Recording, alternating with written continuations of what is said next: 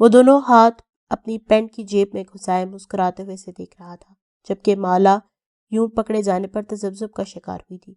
وہ دوسری لڑکیوں کی طرح خوبصورت نہیں تھی۔ اس کے کالے نشانات سے ابھرا ہوا چہرہ تھا۔ سبھی اس کا مذاق بناتے تھے۔ تنہائی اور اس کی یہ خوبصورت آواز ہی اس کے ساتھی تھی۔ لیکن یہ کون تھا جو اس کی تنہائی میں مغل ہوا تھا؟ کیا وہ اسے دیکھ کر مسکرا رہا تھا؟ وہ ہمیشہ کی طرح اپنی کتابیں جلدی جلدی اٹھانے لگی اور وہاں سے جانے کے لیے تیار تھی جب میر نے اسے دوبارہ مخاطب کیا۔ ارے رکو، کوئی بات نہیں کرو گی کیا؟ وہ بنا جواب دیے وہاں سے جانے لگی جب میر پھر سے مخاطب ہوا۔ نام تو بتاتی جاؤ۔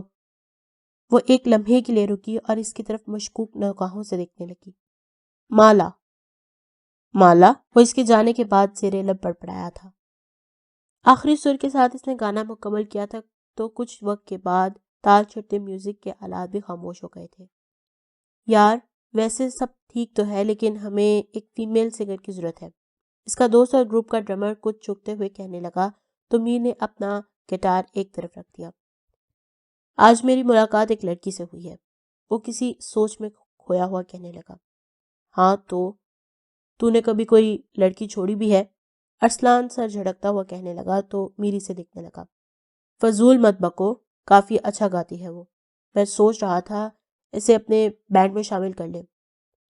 یہ فیصلہ تو مل کر ہی ہو سکتا ہے، وہ تینوں ایک دوسرے کو دیکھتے ہوئے کہنے لگے۔ ظاہر سی بات ہے لیکن پہلے وہ مان تو جائے۔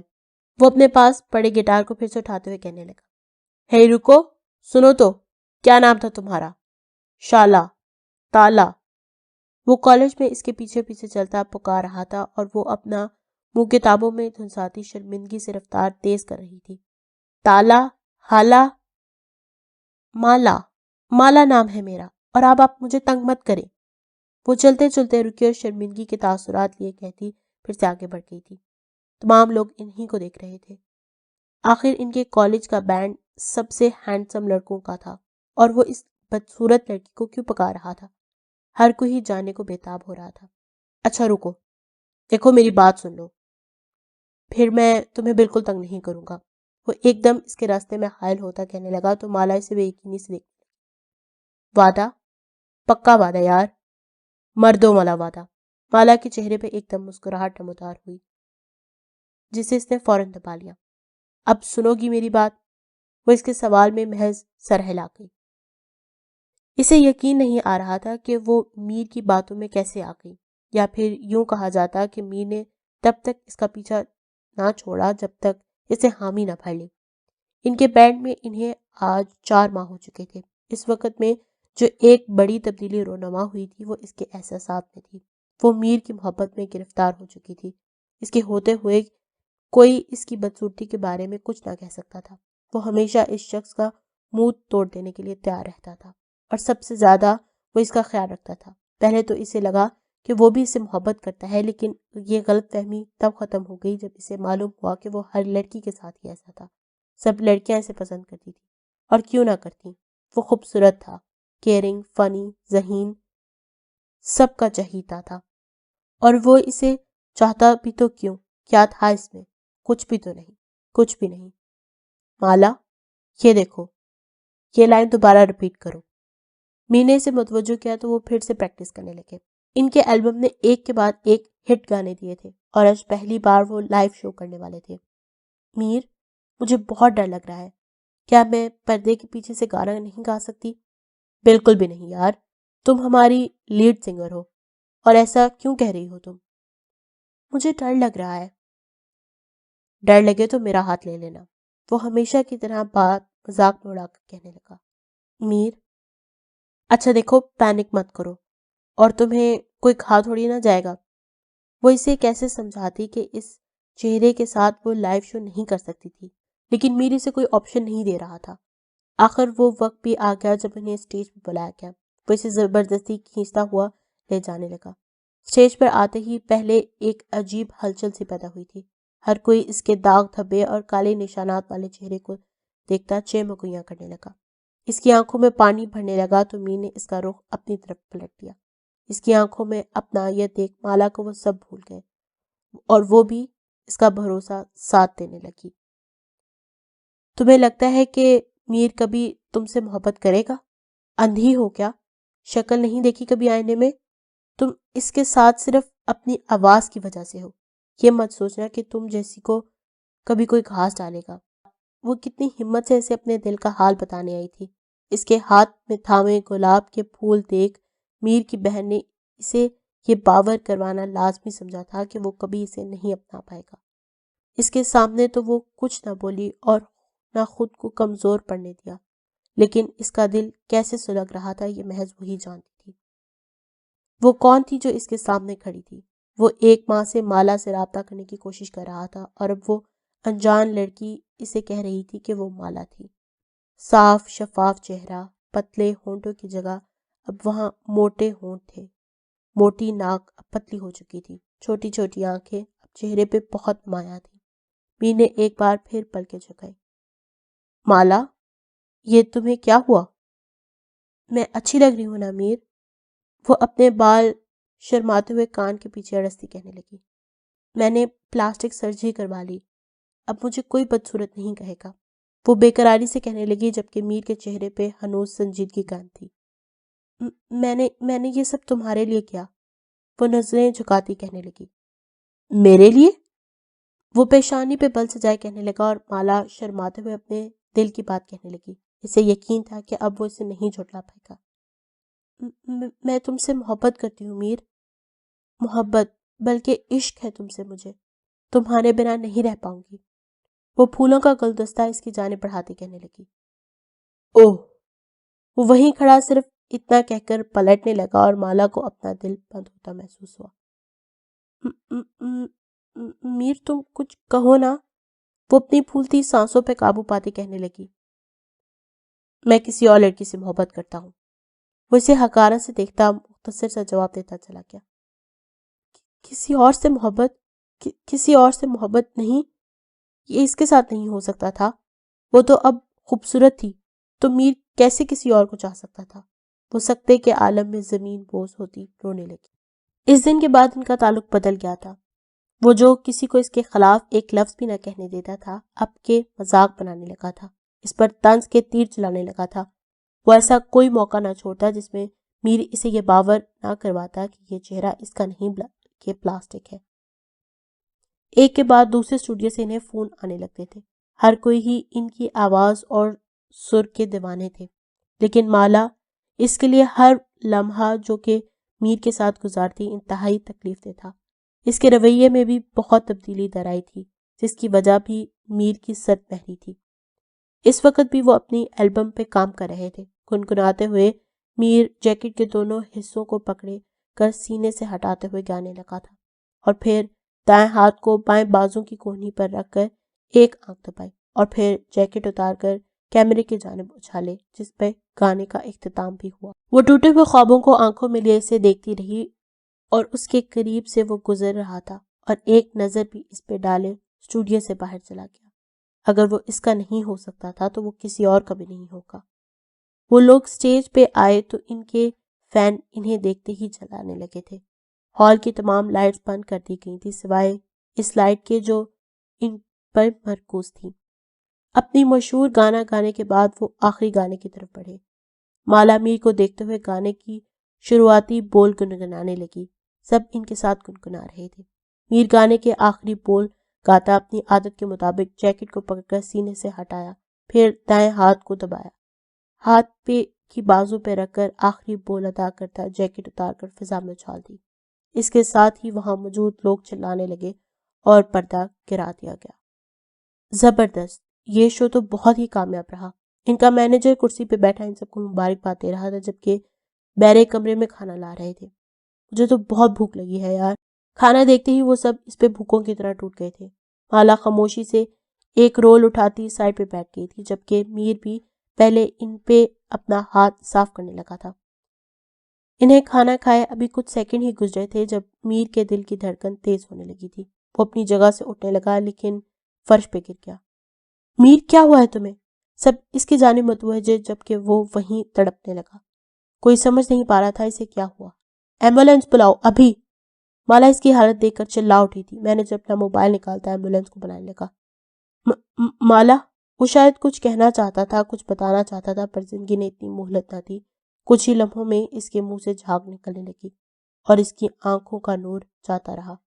کوئی بھی سمجھ نہیں پا رہا تھا کہ اسے کیا ہوا۔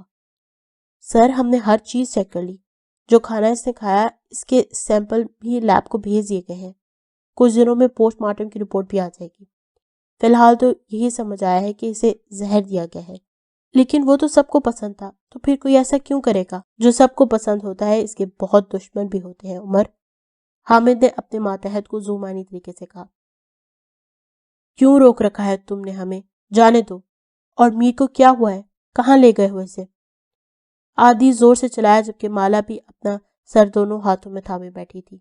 آپ کو یہاں میرے حکم سے روکا گیا ہے۔ جب تک آپ میرے سوالات کا جواب نہیں دیتے تب تک آپ یہاں سے نہیں جا سکتے۔ اس سے بہتر یہی ہے کہ آپ ہم سے تعاون کریں۔ حماد ایک ایک کو دیکھتا رک رک کر کہنے لگا تھا۔ صاحب جی، آپ کے کہے کے مطابق میں نے سب کر لیا ہے۔ پوسٹ مارٹم کی رپورٹ میں زہر ہی آیا ہے۔ جب اس کی موت ہوئی اس سے کچھ وقت پہلے ہی اس نے کچھ کھایا تھا۔ حامد رپورٹ دیکھتے ہوئے کہنے لگا۔ بالکل ٹھیک، پوسٹ مارٹم کا رپورٹ کا بھی یہی کہنا ہے کہ زہر کھانے میں دیا گیا ہے۔ حامد کئی بار ان کی ویڈیو دیکھ چکا تھا، سب نے ایک ہی پلیٹ سے کھانا کھایا تھا اور میر کو کسی نے کچھ سرو نہیں کیا تھا۔ نہیں، اگر کھانے میں زہر ہوتا تو صرف وہ نہ مرتا، قاتل بھی بہت چال باز ہے۔ وہاب اپنی داڑھی پہ ہاتھ پھیرتے ہوئے بولا۔ یہ حسد کی وجہ سے بھی ہو سکتا ہے۔ وہ ایک کامیاب سنگر تھا اور کئی لوگ اسے حسد کرنے لگے تھے۔ گاڑی تیار کرو، ہم میر کے گھر جائیں گے۔ جی صاحب۔ آخر پولیس کیا کر رہی ہے؟ ابھی تک میرے بچے کے قاتلوں کا پتہ کیوں نہیں چلا؟ انہیں دیکھتے ہی میر کی ماں ہذیانی کیفیت میں بولی۔ حامد اپنے ماتحت کو اشارہ کرتا خود میر کے کمرے میں چلا گیا جبکہ وہ اس کے گھر والوں کو صبر سے کام لینے کا کہنے لگی۔ میر کی عمر اور پسند کے مطابق کمرہ مختلف مشہور سنگرز کے پوسٹر سے سجا ہوا تھا۔ نصرت فتح علی خان سے لے کر مائیکل جیکسن سب ہی کے پوسٹرز دیوار پر سجائے گئے تھے۔ حامد اپنی ٹیم کے ساتھ کمرے کی تلاش لینے لگا۔ وہاں ایسا کچھ بھی نہ تھا جس سے یہ ظاہر ہوتا کہ اس کی جان لے لی گئی تھی۔ سر، یہ ڈائری ملی ہے۔ وہ ڈائری کے ورق پلٹنے لگا۔ اس میں اس کی ذاتی زندگی کے تمام پہلو آیا تھے۔ اسے لیب بھیج دو، شاید اس میں سے کچھ نکل سکے۔ جی سر۔ حامد ایک نظر پھر سے کمرے میں دوڑاتا گھر والوں سے سوالات کرنے لگا۔ شاید وہ 20ویں بار اس ویڈیو کو دیکھ رہا تھا۔ انہوں نے آپس میں بات چیت کی، سب اپنی پلیٹوں میں کھانا بھرنے لگے۔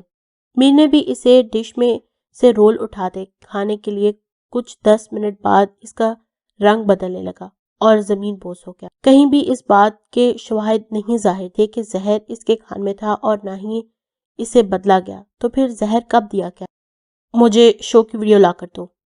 کون سے شو کی سر؟ تمہاری بہن کے شو کی، ایڈیٹ۔ میر والے شو کی، وہی تو کہہ رہا ہوں میں۔ جی سر۔ وہ شرمندہ سا ریکارڈ روم میں گیا اور وہاں سے ویڈیو لے آیا۔ ڈسک ملتے ہی حامد آخری آدھے گھنٹے کے ویڈیو پلے کرنے لگا اور اسے غور سے دیکھنے لگا۔ بظاہری طور پر تو سب ٹھیک تھا، ایسا کچھ بھی نہ تھا جس پہ شک پیدا ہو۔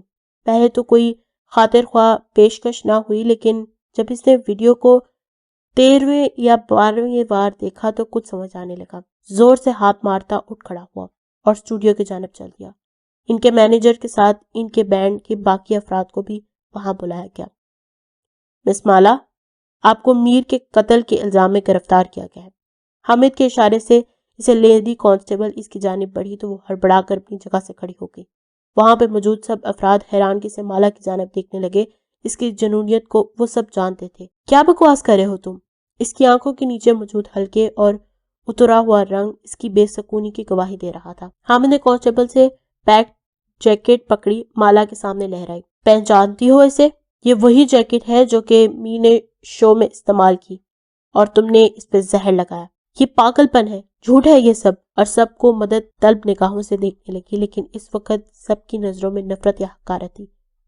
یہ سب جھوٹ ہے، میں نے کچھ نہیں کیا۔ جھوٹ بولنے کا اب کوئی فائدہ نہیں مس مالا۔ اس جیکٹ کی بائیں کوہنی پر زہر کے آثار پائے گئے ہیں۔ تم جانتی تھی، اب وہ اپنا دایاں ہاتھ بائیں کوہنی پر رکھے گا، جس سے زہر اس کے ہاتھوں کو لگا اور یوں کھانے کے ذریعے اس کے پیٹ میں اتر گیا۔ وہ آنکھیں پھیلائے حامد کو دیکھنے لگی جس نے اسے بے نقاب کیا تھا۔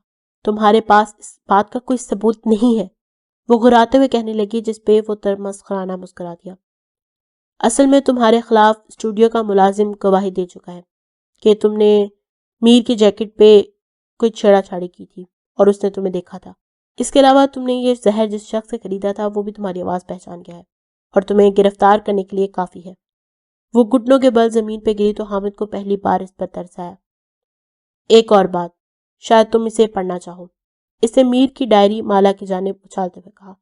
وہ ڈائری اس کے سامنے گری اور اس کے اوراق ایک تصویر پر آ رکے تھے جو میر کی اور اس کی تصویر تھی جو انہوں نے پہلے شو کے بعد بنوائی تھی۔ وہ کانپتے ہاتھوں سے وہ ڈائری اٹھانے لگی۔ آج میں اعتراف کرتا ہوں، مجھے مالا سے محبت ہے، بے پناہ محبت۔ تصویر کے نیچے لکھے الفاظ اسے سکتے میں ڈال گئے تھے۔ وہ اس اوراق کو پلٹنے لگی۔ ان کی زندگی کے تمام خوبصورت لمحے، کامیابیاں سب اس میں قید تھا۔ وہ اس سے محبت کرتا تھا۔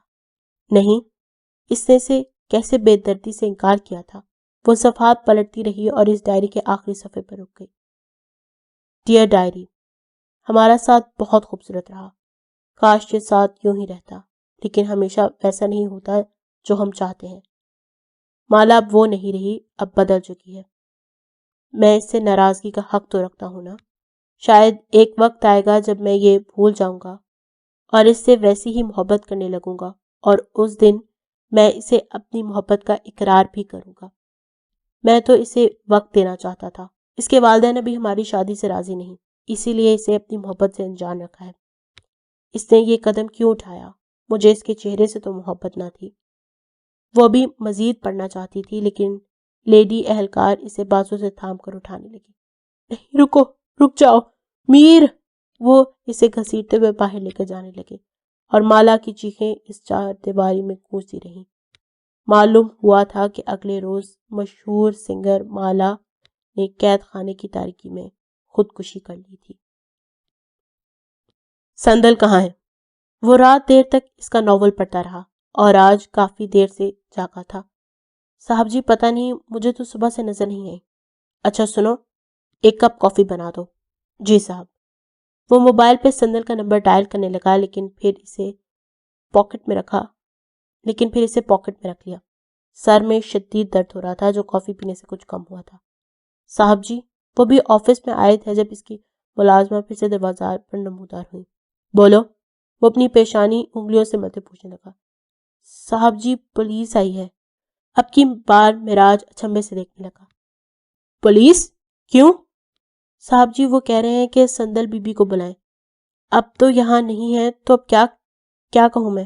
وہ تجسس سے بتانے لگی تو معراج اپنی جگہ سے کھڑا ہوا سے مخاطب ہوا۔ انہیں اندر بلاؤ اور بٹھاؤ، میں آ رہا ہوں۔ وہ اس بات میں سر ہلاتی باہر چلی گئی جبکہ معراج گہری سانس بھر کے رہی۔ انسپیکٹر صاحب، کیسے آنا ہوا آپ کا؟ معراج مقابل سے مسافہ کرتے صوفے پر برجمان ہوتا استفسار کرنے لگا۔ معراج صاحب، آپ ایک قابل عزت شخص ہیں، اگر اہم نہ ہوتا تو ہم آپ کو تنگ نہیں کرتے۔ اگر ایسا ہی ہے تو بتائیں کیا مسئلہ ہے؟ وہ اطمینان سے پوچھنے لگا۔ ہمیں معلوم ہوا ہے کہ سندل احمد علی آپ کی اسسٹنٹ ہے اور کچھ عرصے سے یہیں آپ کے بنگلے میں مقیم ہے۔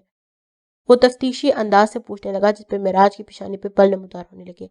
وہ آگے کی جانب جھکتا دونوں کوہنیاں گھٹنوں پہ ٹکاتا ہوا مخاطب ہوا۔ سندل کہاں مقیم ہے؟ یہ آپ کا اہم مسئلہ ہے؟ سندل کا نام سنتے ہی معراج کا لہجہ اس کی جانب سخت ہوا تھا جس پہ انسپیکٹر بھی سنجیدہ لہجہ اختیار کر گیا تھا۔ اصل میں ہم انہیں گرفتار کرنے آئے ہیں۔ گرفتار؟ کیا مطلب؟ کیا کیا ہے سندل نے؟ آپ کیوں اسے گرفتار کرنے آئے ہیں؟ معراج صاحب، آپ یہ تو جانتے ہوں گے کہ سندل صاحبہ کی پہلی رہائش آگ لگنے سے خاک ہو گئی تھی، اور یہ بھی میں جانتا ہوں کہ سندل اس مشکل سے زندہ بچ پائی تھی۔ پہلے تو سب کو یہی لگا تھا، لیکن اب اس کے مکان مالک نے سندل صاحبہ کے خلاف کیس دائر کر دیا ہے جس وجہ سے ہم انہیں گرفتار کرنے آئے ہیں۔ آپ براہ کرم انہیں بلا دیں ورنہ ہمیں مجبوراً یہاں کی تلاشی لینی ہوگی۔ یہ کیسا الزام ہے انسپیکٹر؟ آپ ہوش میں تو ہیں؟ معراج غصے سے کھڑا ہوتا کہنے لگا۔ دیکھیں معراج صاحب، یہ کورٹ کچہری کا معاملہ ہے، آپ انہیں بلائیں یا ہم خود ڈھونڈ لیں۔ بنا کسی ثبوت کے آپ کیسے اس پہ الزام لگا سکتے ہیں؟ معراج مٹھیاں بھیجتا ہوا شدت سے کہنے لگا۔ اس لڑکی نے اپنا سب کچھ اس آگ میں کھو دیا اور آپ الٹا اسی پہ الزام لگا رہے ہیں؟ دیکھیں مراج صاحب، یا تو انہیں ہمارے ساتھ جانا ہوگا یا پھر 1 ہفتے کے اندر اس مکان کی اصل مالیت ادا کرنی ہوگی جسے ان کی وجہ سے نقصان پہنچا ہے۔ اور رہی ثبوت کی بات، تو مراج صاحب ہم پولیس والے ہیں اور الزام لگانا تو ہمارے کام کی نوعیت نہیں ہے۔ ثبوت کی بنا پر ہی ہم نے اسے گرفتار کرنا ہے۔ ثبوت؟ کیسا ثبوت؟ اب کی بار مراج متجسس لہجے میں پوچھنے لگا۔ ثبوت دکھاؤ بھائی صاحب کو۔ انسپکٹر کے کہنے پر حوالدار آگے بڑھا اور ایک موبائل پہ ویڈیو چلانے لگا۔ یہ ویڈیو اس واقعے سے کچھ دیر پہلے کی ہے، جو کہ اس مکان کی پشت پہ موجود گھر کی سیکیورٹی کیمرے نے بنائی ہے۔ مراج نے دیکھا تو اندھیرے میں ایک سایہ نمودار ہوا جو کہ کافی حد تک سندل سے مماثلت رکھتا تھا۔ اندھیرے میں شکل دیکھنا تو ناممکن تھا، لیکن یہ صاف ظاہر ہوتا تھا کہ وہ ایک لڑکی ہے اور اس کا قد کاٹ سندل جیسا ہی تھا۔ ویڈیو غور سے دیکھنے سے سمجھ میں آ رہا تھا کہ وہ لڑکی اس گھر کے اطراف کوئی چیز چھڑک رہی تھی، شاید وہ پٹرول یا کوئی ایسا مواد تھا۔ کئی منٹ تک یہ کام کرنے کے بعد وہ مکان کے سامنے کی جانب چلی گئی، جس وجہ سے ویڈیو سے اوجھل ہو گئی تھی۔ کچھ دیر بعد ایک دم وہاں آگ بھڑک اٹھی تھی۔ مراج بے یقینی سے اس ویڈیو کو دیکھ رہا تھا۔ اسے یقین نہیں آ رہا تھا کہ سندل نے یہ سب کچھ کیا ہے۔ آخر وہ اپنا خود کا نقصان کیوں کرے گی؟ اب تو یقین آ گیا آپ کو؟ بہتر ہے آپ ہمارے ساتھ اب تعاون کریں۔ آپ نے 1 ہفتے کا کہا تھا نا، 1 ہفتے کے اندر آپ کو پیسے مل جائیں گے۔ وہ دانت پستا ہوا چبا چبا کر کہنے لگا تو انسپکٹر سے آنکھیں سکیڑ کر دیکھنے لگا۔ مراج صاحب، جیسا آپ چاہیں۔ ابھی کے لیے تو میں یہاں سے چلا جاتا ہوں، لیکن بہتر ہے خود کو ایسے لوگوں سے دور رکھیں۔ وہ اسے مخلصانہ مشورہ دے کہنے لگا، جسے وہ نظر انداز کر گیا۔ پولیس کے جانے کے بعد وہ ایک کونے سے دوسرے کونے تک مسلسل چکر لگاتا رہا۔ سندل ایسا کیوں کرے گی؟ کیا حاصل ہوتا ہے اسے ایسا کر کے؟ اس کی پراسراریت، پھر گزشتہ رات کی غربت، اور اب یہ سب، ہر چیز اسے ایک الگ ہی تصویر میں کھینچ رہی تھی۔ آخر اس لڑکی کی حقیقت کیا تھی؟ کیا مقصد تھے جو وہ اس جگہ کو جلا کر کیا حاصل کرنا چاہتی تھی؟ مراج، اچھا ہوا تم مجھے مل گئے، وہ بھی تمہارے آڈیٹر سے۔ اچھا ہوا مراج جو تم مجھے یہیں مل گئے، ابھی تمہارے ایڈیٹر سے مل کر آ رہی ہوں۔ سندل اس کے آفس میں داخل ہوتی اپنی ہی دھن میں مراج کو بتا رہی تھی جب وہ تیزی سے اس کی جانب بڑھا۔ اس کی کلائی کو سختی سے دبوچتا وہ دبی سے آواز میں چیخ اٹھی، مراج! ابھی وہ مراج بھی نہ کہہ پائی تھی جب مراج نے اس کی پشت کو زور سے دیوار کے ساتھ پٹکا اور تکلیف کے باعث اس کی سانسیں رکتی ہوئی محسوس ہوئی۔ وہ آنکھیں پھیلائے سے دیکھنے لگا، جبکہ وہ ایک دم اس کے سامنے آتا شعلہ باز نظروں سے سندر کو دیکھنے لگا۔ بتاؤ، کیوں کیا تم نے ایسا؟ کیوں؟ کیا چاہتی ہو تم؟ وہ دھیرے سے سانس لینے لگی تو مراج کی خوشبو اس کی سانسوں کے ذریعے اس میں اترنے لگی۔ کیا کہہ رہے ہو تم، اور یہ کیا طریقہ ہے؟ وہ اپنا بازو آزاد کرنے کی کوشش کرنے لگی تو مراج نے اس کی دوسری کلائی کو بھی دبوچ کر دونوں بازو اس کے سر کے اوپر بلند کرتے دیوار سے چسپاں کر دیے۔ انجان مت بنو سندل، تم نے اپنا گھر کیوں جلایا؟ وہ سرخ انگار لہجے میں کہتا ہوا استفسار کرنے لگا۔ تم کیا بکواس کر رہے ہو؟ چھوڑو مجھے۔ اس کے لیے مراج کا یہ رخ نیا تھا، لیکن اس نے بھی اس سے کئی گنا بھیانک رویے کا سامنا کیا تھا۔ سندل، میں تم سے پوچھ رہا ہوں کہ تم نے کیوں جلایا اپنا گھر؟ میں سب جان چکا ہوں، مجھے جھوٹ مت بولنا۔ اب کی بار اس کے لہجے میں صاف وارننگ پائی جاتی۔ میں نے کچھ نہیں کیا، اب چھوڑو مجھے۔ وہ پوری قوت سے خود کو اس کی پکڑ سے آزاد کرنے کی کوشش کرنے لگی تو مراج سے آزاد کرتا 2 قدم دور ہوا اور ایک زوردار تمانچہ اس کے رخسار پر رسید کیا۔ وہ بے یقینی سے آنکھیں پھاڑے مراج کو دیکھنے لگی تو آنکھیں سکیڑے اسے ہی دیکھ رہا تھا۔ نظریں نیچی! وہ اسے غصے سے گھورنے لگی تو مراج اس کی انگارہ برستی نظریں دیکھ کر کہنے لگا۔ سندل مسلسل جان لیوا نگاہوں سے اسے دیکھتی رہی تو اب کی بار مراج نے غراتے ہوئے اپنا مطالبہ دہرایا۔ میں نے کہا نظریں نیچی! سندل نہ چاہتے ہوئے بھی اپنی نظریں نیچے جھکا گئی۔ پولیس کے پاس تمہاری ویڈیو ہے جس میں تم پیٹرول ڈالتے ہوئے دیکھی جا سکتی ہو، اسے جھوٹ مت بولا کہ تم نے یہ کیوں کیا۔ میں نے کچھ نہیں کیا، نہ ہی میں کسی ایسی ویڈیو سے واقف ہوں۔ جب آگ لگی تو میں سو رہی تھی۔ وہ نظریں جھکائے ہوئے مضبوط لہجے میں گویا ہوئی تھی۔ تو پولیس تمہیں گرفتار کرنے کیوں آئی تھی؟ میں نہیں جانتی۔ کیا تم نے میرا چہرہ دیکھا؟ اب کی بار وہ سوالیہ نظروں سے معراج کو تکنے لگی۔ نہیں، لیکن صاف ظاہر تھا کہ وہ تم ہی ہو، تمہارا قد کاٹ سب اسی جیسا ہے۔ لیکن میں یہ جاننا چاہتا ہوں کہ تم نے ایسا کیوں کیا؟ بتاؤ مجھے سندل۔ تم پاگل ہو گئے ہو، میں نے کچھ نہیں کیا۔ وہ کوئی اور بھی ہو سکتی ہے، اور اگر میں ہوتی تو کیا اتنی بے وقوف ہوتی کہ اپنی ویڈیو بنا دیتی؟ تمہیں اگر یقین نہیں تو بلاؤ پولیس کو اور کروا دو گرفتار۔ اب کی بار وہ اس کے چہرے کے سامنے چلاتی آفس سے باہر چلی گئی تھی۔ کچھ دیر بعد معراج کو اس کے کمرے کے دروازے کی زوردار آواز سنائی دی تھی۔ وہ اپنے بالوں میں ہاتھ پھیرتا آنکھیں بھیج گیا تھا کہ وہ کیا کر رہا تھا۔ سندل پہ ہاتھ اٹھایا تھا، اور وہ سچ بھی تو کہہ سکتی تھی۔ اس ویڈیو میں چہرہ صاف نہیں تھا، وہ تو کوئی اور بھی ہو سکتی تھی۔ اور ایسا کیسے ہو سکتا تھا کہ سندل اس سیکیورٹی کیمرے سے اتنی انجان ہو؟ آخر وہ اس جگہ میں کافی عرصے سے رہتی تھی۔ شٹ، کیا کیا میں نے؟ وہ دونوں ہاتھوں سے اپنا سر تھامے افسوس کرنے لگا تھا۔ وہ آئینے کے سامنے کھڑی اپنے کندھوں سے رستا خون دیکھ رہی تھی۔ آنکھیں غصے اور تکلیف سے سرخ معلوم ہوتی تھی، جیسے ان میں ابھی خون اتر آیا ہو۔ ہاتھ میں پکڑے بلیڈ سے وہ ایک بار پھر اپنے کندھے کو کاٹتے ہوئے اپنا نچلا ہونٹ دانتوں تلے دبا گئی، اور پھر بلیڈ ایک طرف پھینک کر آئینے پر جھکتی اپنا عکس دیکھنے لگی۔ جب تکلیف کی شدت سے اس کے غصہ کم ہونے لگا تو وہ چھت کو دیکھنے لگی۔ یہ تم نے اچھا نہیں کیا معراج، بالکل بھی نہیں۔ اس کے چہرے پہ ایک مکروہ مسکراہٹ پھیلی تھی، اور وہ گہرا سانس لیتی رستے ہوئے خون کو دیکھنے لگی تھی۔